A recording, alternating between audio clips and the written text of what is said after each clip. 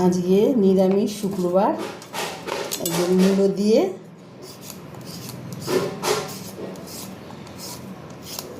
মূলো, বেগুন আর আলুর তরকারি, নিরামিষ তরকারি, ওটাই তোমাদের সাথে শেয়ার করব। একদম সিম্পল উপায়ে রান্না, খেতেও ভালো লাগে, শরীরের পক্ষে ক্ষতিকারকও না। বেগুনটা কেটে নেব।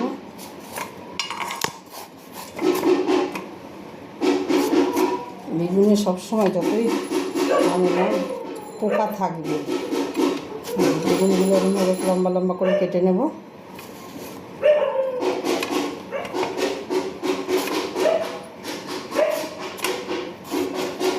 বেগুনগুলো কেটে আলুটাও লম্বা লম্বা করে কেটে নেব।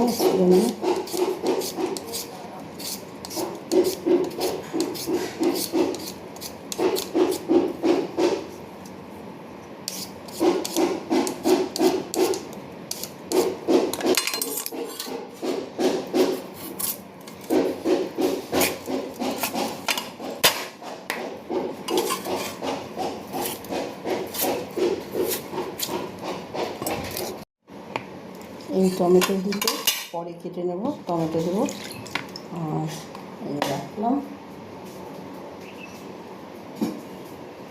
আমি যে ধনে পাতাটাও বেছে দিয়ে রাখছি। কড়াই গরম হয়ে গেছে, তেল দিয়েছি। এটা এই তরকারিটা সর্ষের তেল দিয়েই করবো, এটা সাদা তেলে খুব একটা ভালো লাগবে না, নিরামিষ তরকারি তো। এবার জিরে ফোড়ন দিয়ে দেবো। এবার জিরে ফোড়ন দিয়ে দিলাম।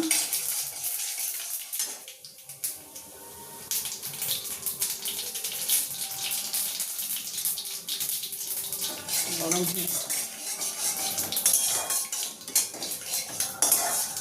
জিরেটা ভাজা হয়ে গেছে।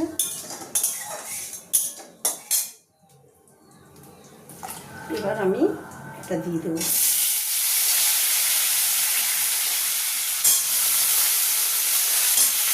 মূলোটা আলুটা দিয়ে দিলাম।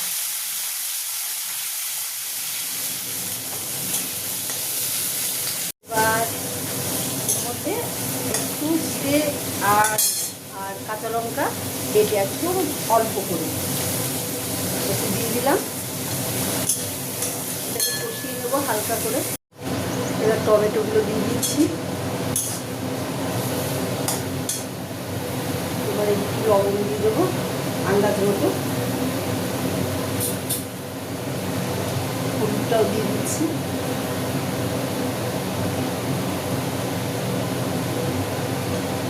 কষিয়ে নেব।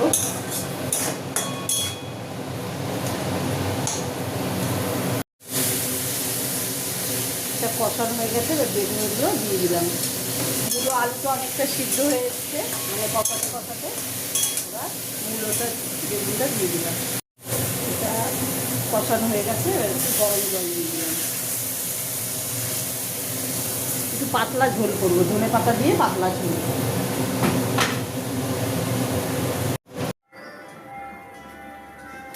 হয়ে গেছে সিদ্ধ। এবার ধনে পাতা দিয়ে দেবো। এটাই সব থেকে টেস্টটা খুলবে, মানে শীতের যে একটা ফিলিংস থাকে না শীতকালে সবজি খাওয়ার, সেই ফিলিংসটাই পাবো এই সবজিটা, নিরামিষ তরকারিটা খুব ভালো লাগে। রেডি।